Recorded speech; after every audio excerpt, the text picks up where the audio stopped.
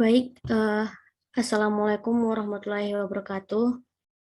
Saya Lira Sintia Ramana Stakar, NIM 519354034. Adapun judul proposal yang saya bawakan, hubungan pengetahuan gizi ibu dengan kejadian stunting pada balita di Desa Sukaramai, Kabupaten Papua Barat.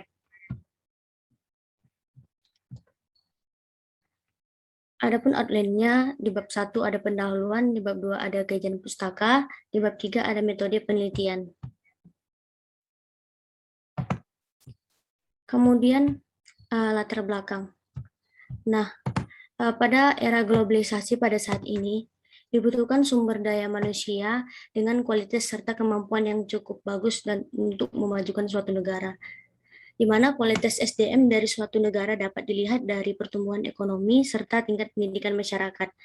Nah, selain itu, menurut Kemenkes RI tahun 2013, salah satu faktor yang berpengaruh langsung dalam kualitas SDM-nya suatu negara adalah tingkat kesehatan dan status gizi masyarakatnya. Gizi merupakan suatu bagian dari suatu pangan dan tubuh manusia. Nah, sedangkan zat gizinya merupakan komponen gizi yang ada di dalam pangan yang dibutuhkan oleh tubuh agar dapat hidup dengan sehat, cerdas, dan produktif. Nah, status gizi dapat diukur melalui indeks massa tubuh serta beberapa indikator lainnya seperti berat badan per usia, tinggi badan per usia, dan berat badan per tinggi badan. Nah, menurut Waryono tahun 2010, salah satunya adalah stunting. Nah, stunting dapat disebabkan secara langsung maupun tidak langsung oleh berbagai faktor. Penyebab langsung termaksud asupan makanan yang tidak mencukupi dan penyebaran penyakit menular menurut UNICEF tahun 1990. Sedangkan faktor yang tidak langsung antara lain kurangnya pengetahuan ibu pada pola asuh yang salah, kemudian sanitasi yang buruk dan pelayanan kesehatan yang buruk.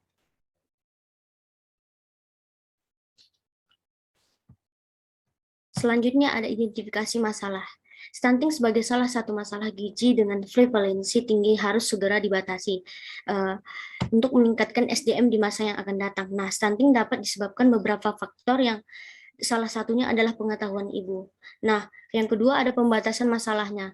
Yang pertama itu ada tidak melakukan intervensi pada responden, hanya membahas mengenai hubungan pengetahuan gizi dengan status gizi balita, tidak membahas faktor lain yang dapat mempengaruhi status gizi balitanya. Dan yang ketiga ada perumusan masalah. Yang pertama itu bagaimana karakteristik balita, karakteristik sosial ekonomi keluarga, pengetahuan gizi ibu, dan status gizi balita. Nah, dan kemudian ada bagaimana hubungan antara pengetahuan gizi ibu dengan status gizi balitanya, bagaimana hubungan antara karakteristik sosial ekonomi dan status gizi balitanya.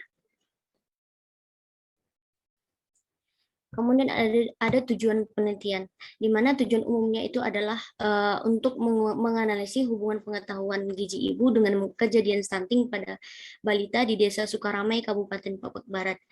Untuk tujuan khususnya itu mengidentifikasi hubungan antara pengetahuan gizi ibu dengan kejadian stunting pada balita di Kabupaten Papua Barat, kemudian mengidentifikasi ada atau tidaknya faktor yang mempengaruhi pengetahuan gizi ibu, mengidentifikasi karakteristik ibu dari sosial dan ekonomi keluarga. Kemudian ada manfaat penelitian.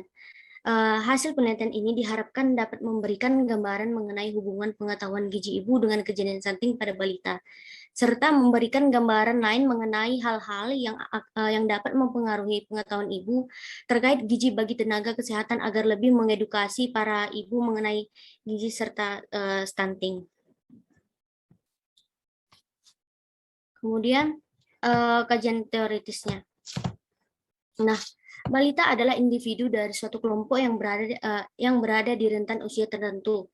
Balita merupakan singkatan dari bawah 5 tahun, yang mana WHO mengelompokkan usia anak balita menjadi tiga golongan, yaitu golongan usia bayi 0 sampai 1 tahun, usia bawah 3 tahun atau balita yaitu 2 sampai 3 tahun, dan golongan prasekolah itu 4 sampai 5 tahun. Nah, untuk stunting menurut Hoffman pada tahun 2000 dan Bolen pada tahun 2013, stunting adalah salah satu kegagalan pertumbuhan. Nah, yang disebabkan dari kurangnya asupan gizi dalam jangka waktu yang lama. Nah, dimulai dari kehamilan sampai usia 24 bulan. 24 bulan. Nah, keadaan tersebut semakin parah karena tidak terkejar ataupun tidak dapat terimbanginya kejar tubuh. Nah, yang memadai. Selanjutnya, prevalensi stunting, di mana tahun 2016 WHO menyatakan bahwa prevalensi balita stunting adalah sebesar 22,9% dan keadaan gizi balita pendek menjadi penyebab kematian dari 2,2 juta anak di seluruh dunia. Berdasarkan hasil Riskesdas menunjukkan bahwa prevalensi balita stunting di Indonesia tahun 2020 sebesar 27,67%. Dan angka ini telah menurun dari yang sebelumnya sebesar 30,8%. Nah, sedangkan di Sumatera Utara pada tahun 2019 sebesar 13,21%. Untuk sangat pendek itu sekitar 19,18% untuk pendeknya. Nah, di Kabupaten Papak Barat berdasarkan profil sebelumnya pada tahun 2019 itu sebesar 0,25%. Nah, kemudian ada faktor penyebab stunting. Yang pertama itu ada faktor keluarga, rumah tangga. Kemudian berat badan lahir rendah. Kemudian ada faktor makanan, faktor menyusui, dan faktor ekonomi.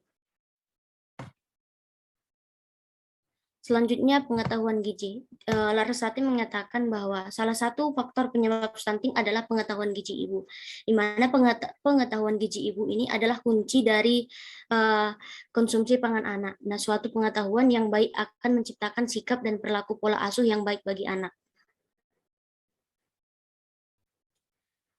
Adapun penelitian yang relevan menurut Ismanto pada tahun 2014 itu, di mana hasil penelitian yang dilakukan adalah dari 30 responden yang berkenan terdapat 24 responden dengan kategori pengetahuan gizi yang baik, memiliki anak dengan status gizi yang normal, sedangkan anak yang mengalami stunting berjumlah 6 orang dan hanya 1 orang yang memiliki pengetahuan yang baik. Nah, kemudian menurut Hapsari pada tahun 2018 itu, dari hasil penelitiannya, di tingkat pengetahuan ibu mengenai gizi memiliki nilai OR sebesar 3.801. Hal ini menunjukkan bahwa tingkat pengetahuan ibu mengenai gizi yang rendah memiliki risiko stunting sebesar 3,8 kali lebih besar dibandingkan dengan ibu yang memiliki tingkat pengetahuannya yang lebih tinggi. Nah, adapun kerangka berpikirnya yaitu untuk garis putus-putusnya itu variabel yang tidak diteliti, sedangkan yang variabel yang nyambung itu variabel yang diteliti, di mana faktor ekonominya terdapat faktor ekonomi dan penghasilannya, kemudian ada pendidikan ibu, di mana pengetahuan gizi ibu, kemudian ada stunting balita, kematian balita dan SDM menurun. Nah, kemudian ada lingkungan sosial dan budayanya. Lanjut, adapun hipotesis penelitian ini, yang pertama terdapat hubungan antara pengetahuan gizi ibu dengan kejadian stunting pada balita, terdapat hubungan antara karakteristik balita dan karakteristik sosial ekonomi keluarga dengan pengetahuan gizi ibu dan status gizi balitanya. Nah, kemudian di bab 3 adalah metode penelitian. Tempat dan waktu penelitian ini dilakukan di beberapa posyandu yang ada di Desa Sukaramai, Kabupaten Papak Barat. Nah, penelitian ini dilaksanakan pada bulan Februari sampai April 2022. Nah, populasi dan sampel penelitian ini adalah balita usia 6 sampai 60 bulan di Kecamatan Kerajaan. Pengambilan sampel penelitian ini menggunakan teknik consecutive sampling, yaitu suatu teknik pemilihan sampel berdasarkan beberapa kriteria penelitian yang hingga kurun waktu tertentu sampai jumlah sampel terpenuhi. Nah, desain penelitian ini digunakan dengan cross-sectional study. Nah, desain tersebut dilakukan dengan cara peneliti mengumpulkan informasi dari suatu waktu ke waktu dan peneliti tidak memberikan intervensi apapun pada sampel penelitian. Selanjutnya, adapun definisi operasionalnya yaitu pada variabel terdapat karakteristik balitanya, di mana definisi operasionalnya keadaan yang dimiliki subjek memiliki jenis kelamin, berat badan saat lahir, dan tinggi badan saat lahir. Kemudian yang kedua ada karakteristik sosial ekonominya, di mana data informasi mengenai usia orang tua, tingkat pendidikan, pekerjaan orang tua, suku orang tua, pendapatan dan pengeluaran selama 1 bulan. Selanjutnya, yang ketiga itu ada higien dan sanitasi, di mana gambaran mengenai kebersihan dan pembuangan limbah. Kemudian ada asupan makanannya, ini data mengenai asupan makanan yang diterima balita sebagai gambaran praktik pengetahuan ibu mengenai gizinya. Selanjutnya yang kelima itu pengetahuan gizinya. Data mengenai pengetahuan ibu mengenai gizinya yang dapat mempengaruhi status gizi dari sampel. Kemudian ada status gizinya, keadaan balita yang berdasarkan indikator tinggi badan ataupun panjang badan yang dibandingkan dengan usia. Selanjutnya instrumen penelitian dalam teknik penggunaan pengumpulan data. Data yang digunakan dalam penelitian ini adalah data primer dan sekunder. Nah, instrumen penelitian yang digunakan dalam mengukur variabel ini meliputi gambar kuesioner, Microtoys, dan Langford. Kemudian teknik analis datanya ini dalam pengolahan datanya ada editing, coding, entry, dan cleaning. Untuk teknik analis datanya itu menggunakan analis univariat dan bivariat dan menggunakan uji chi-square. Nah, kemudian hipotesis statistiknya. Untuk HO-nya rata-rata pengetahuan ibu dengan kategori sedang lebih kecil dari rata-rata pengetahuan gizi ibu dengan kategori rendah, maka pengetahuan gizi ibu berhubungan dengan kejadian stunting pada balita. Nah, untuk HA-nya rata-rata pengetahuan ibu dengan kategori sedang lebih besar daripada dari rata-rata pengetahuan gizi ibu dengan kategori rendah, maka pengetahuan gizi ibu tidak berhubungan dengan kejadian stunting pada balitanya. Nah, berikut adalah daftar pustaka yang saya gunakan. Baik, sekian presentasi saya. Jika ada teman-teman yang ingin bertanya, saya persilahkan. Saya izin bertanya.